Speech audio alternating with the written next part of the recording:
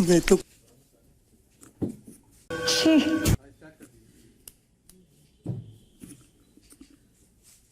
कल सुबह crime branch के 1 दर्जन अफसर दिल्ली के मुख्यमंत्री अरविंद केजरीवाल जी के घर पहुंचे।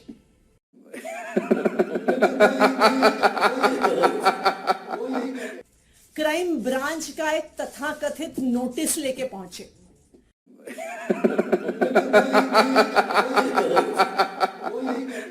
कहते हैं कि ये नोटिस हम दिल्ली के मुख्यमंत्री अरविंद केजरीवाल जी के हाथ में ही देंगे।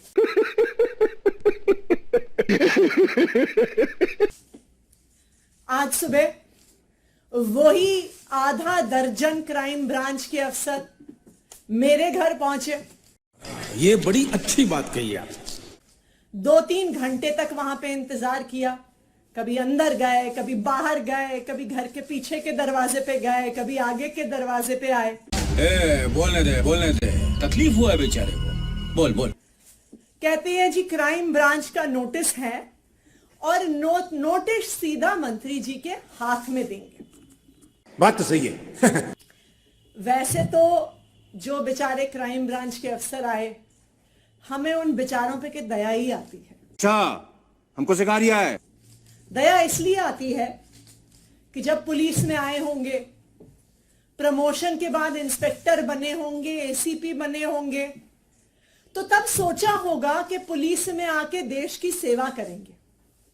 तब सोचा होगा महिलाओं की सुरक्षा करेंगे। तब सोचा होगा देशवासियों के लिए कुछ करेंगे। लेकिन आज उन बेचारों को टीवी की एक प्राइम टाइम नौटंकी बना के छोड़ दिया है उनके राजनीतिक आकाओं ने। मार साले का खोपड़ी तोड़ साले का। जब वो बेचारे दिल्ली पुलिस वाले, क्राइम ब्रांच वाले बार बार कहते हैं, कल जैस्मिन जी की उनसे सीएम रेजिडेंस के सामने कुछ बातचीत हुई नोटिस को लेके, तो कहते हैं नहीं, हम मीडिया के सामने नहीं बात कर सकते, हम मीडिया के सामने नहीं बात कर सकते, अंदर आओ, हम मीडिया के सामने नहीं बात कर सकते। भिखारी नीचे उतर, नीचे तेरी जात का, कभी तो तेरे पांव जमीन पर पड़ेंगे, उस दिन तेरी जिंदगी का आखिरी दिन होगा। चमगादड़। तो पूरे दिल्ली में, पूरे देश में क्या मैसेज जाता है? मैसेज जाता है कि दिल्ली पुलिस वाले डरपोक हैं, दिल्ली पुलिस वाले कायर हैं। ये कितने दुख की बात है कि दिल्ली पुलिस के जाबाज सिपाहियों की इमेज आज एक डरपोक इंसान, एक कायर की कर दी गई है, जो मीडिया के सामने बातचीत भी नहीं कर सकता।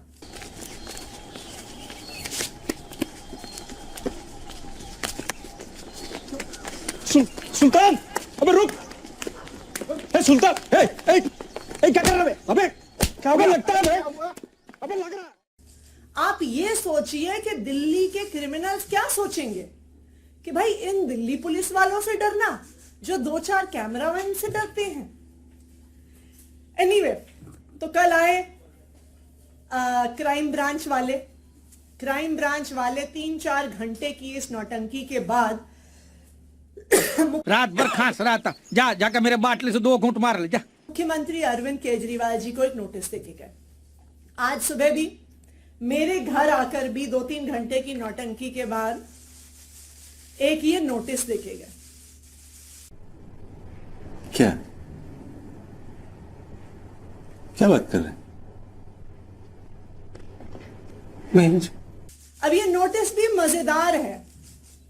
अच्छा, ये नोटिस ना तो एफआईआर है, ना ये किसी प्रकार का समन्स है, ना इसमें आईपीसी की कोई धारा, ना इसमें सीआरपीसी की कोई धारा, ना इसमें पीएमएलए की कोई धारा, ना इसमें प्रिवेंशन ऑफ करप्शन एक्ट की कोई धारा। अरे कहना क्या चाहते हो? तो कुल मिला के क्राइम ब्रांच 48 घंटे की नौटंकी के बाद मुख्यमंत्री अरविंद केजरीवाल जी और मुझे एक एक चिट्ठी देके चला गया है, जो वो कह रहे थे कि हम हाथ में ही देंगे। इतनी महत्वपूर्ण चिट्ठी है।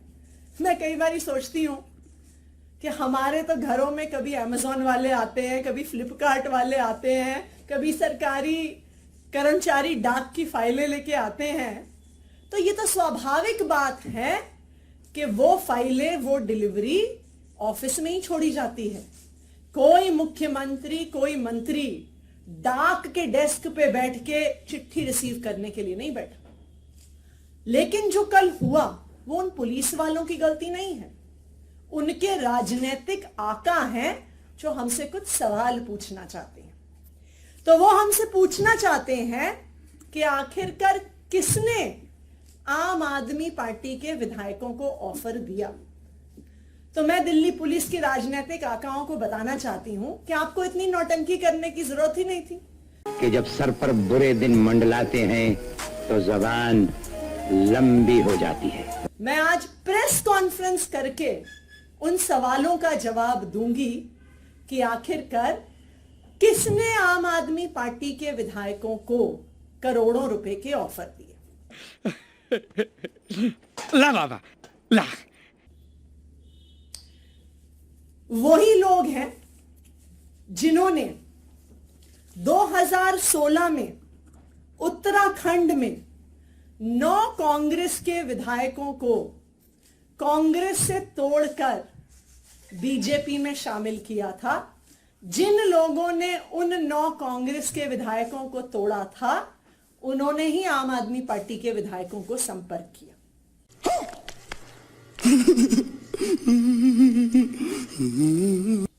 गोवा 2019 जुलाई, जब 14 एमएलए कांग्रेस पार्टी के 17 उनके टोटल विधायक जीत के आए थे, उनके 14 एमएलए कांग्रेस छोड़ के भारतीय जनता पार्टी में चले गए।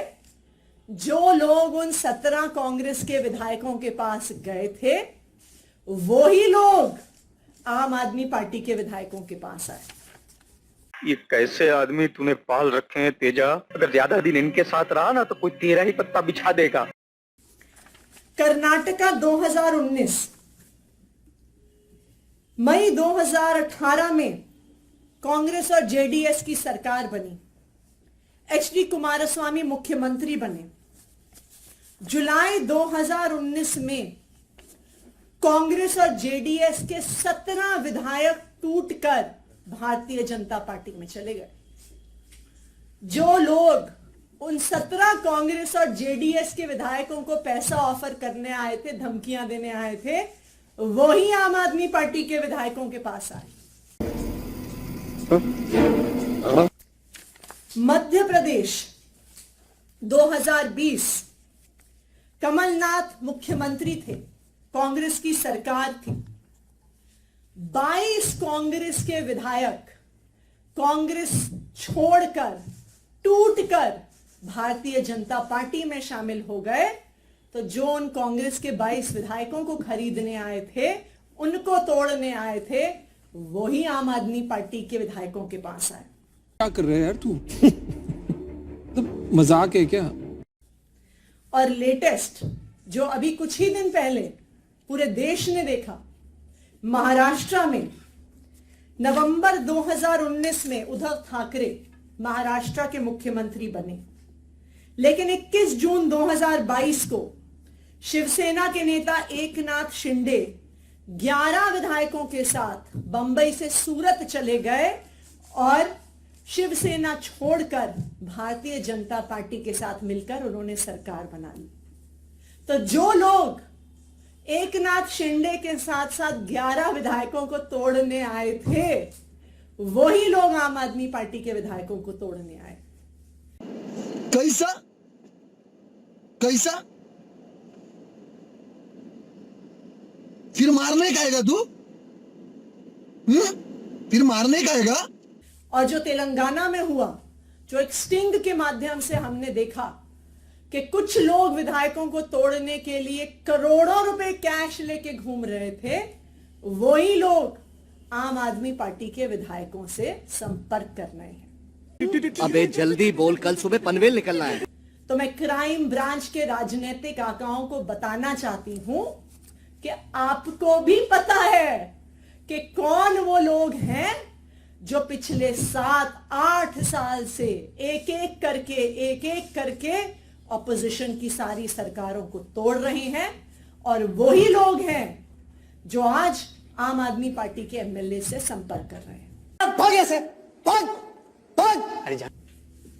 अब मैं जैस्मिन शाह जी से कहूंगी कि वो अपनी बात रखें।